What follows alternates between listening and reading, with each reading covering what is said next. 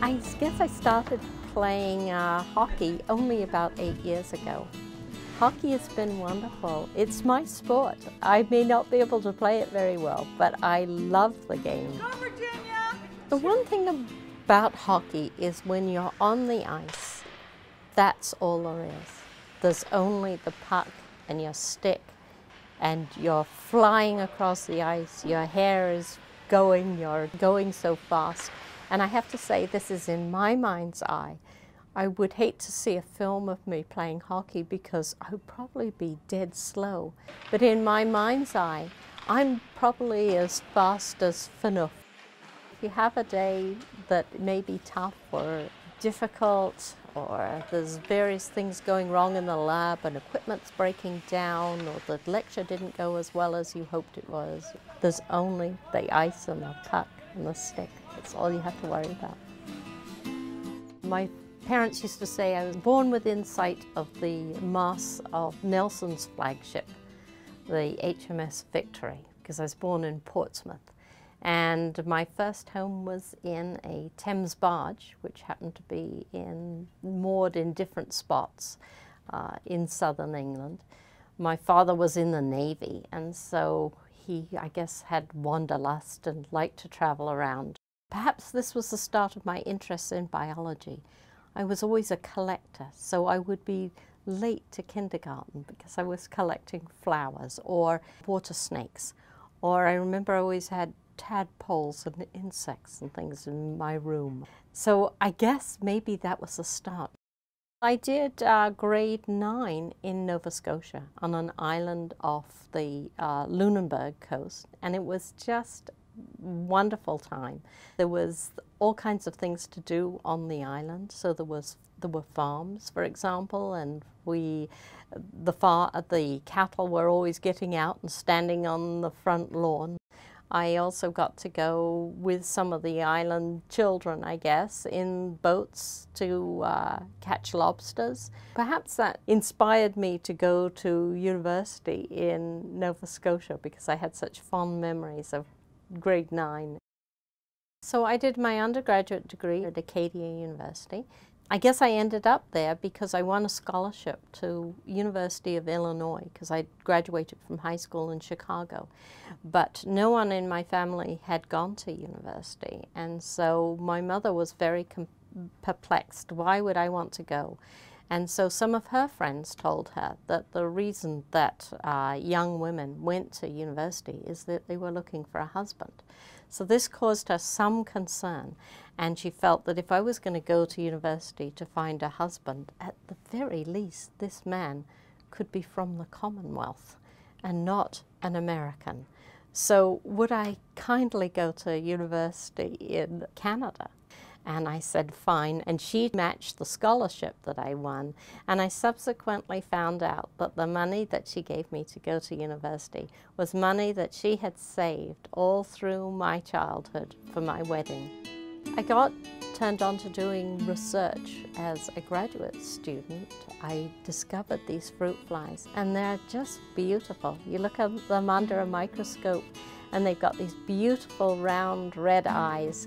And so it was just a delight to make discoveries with these. I mean, you get to cross them, you choose the males and the females, you cross them, and you get progeny, you count the number of fruit flies that they have.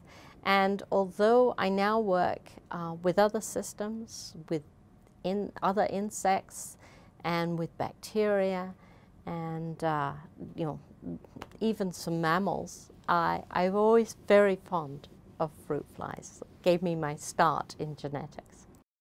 I met my husband at University of Calgary. We were both graduate students. He was in physics, I was in biology, and we obviously had science in common, was a common interest, but we also had a love of the outdoors.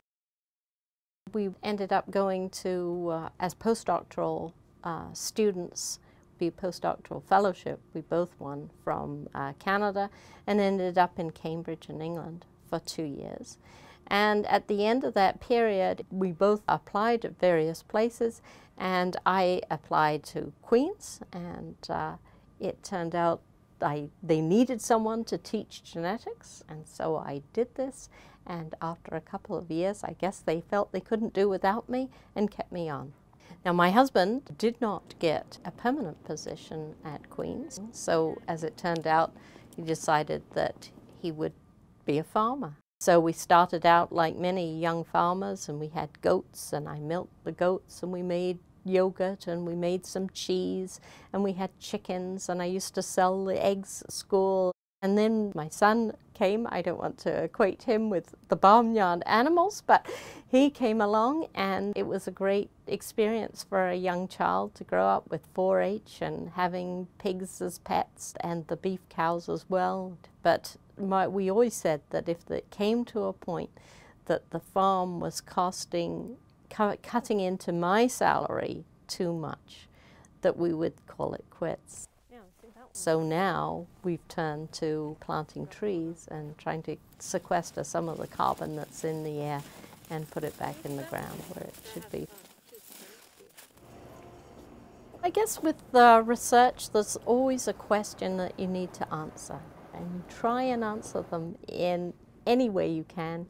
You look up through books or the internet, there is no answer out there, and so you have to find that answer yourself.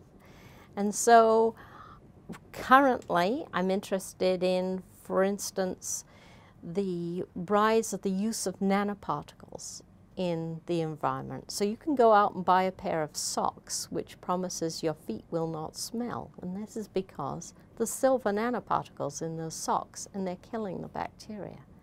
But what happens when you wash those socks in a washing machine?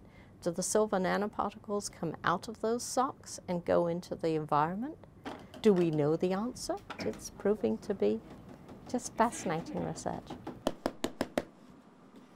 How are those flies going for the virginator stock? Because remember you had trouble before in trying to get the just females from that stock?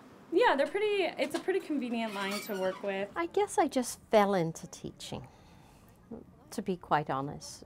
You do fall into it. If you're trained as a researcher, you've never given perhaps too much thought to the fact that you have to teach.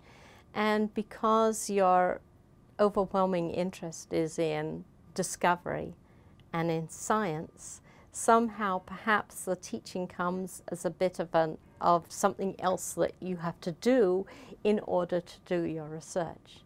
But you soon find that the young students inform your research, and your research also informs your teaching. So you very soon realize that it's intertwined. So one of the things that might inform teaching as well as research is that I have to know my own frailties. So I'm dyslexic, so I have a learning disability. So it took me a while to realize this, but knowing this also helps me to realize that many of the students in my class might have a learning disability as well, and an appreciation that some students will learn by writing, and others will learn by listening, and still others have to learn by actually doing something. And so because of that knowledge of my own frailties, I now realize everything I teach should be approached from knowing that different students learn with different styles. So I really enjoy the students, and so seeing this spark that they finally understand something that maybe they've been hearing about since they were young but never realized it, I love seeing that, and I love the fact that they can be excited about biology. I love the fact when they might be kind of almost snoozing in the class and they sit up and they've heard something new and they're excited about it and they want to pursue it. I mean, I've had students come up to me and say, I really love immunology. Now I understand a bit more about it. I think I'll be an immunologist, and that's so rewarding.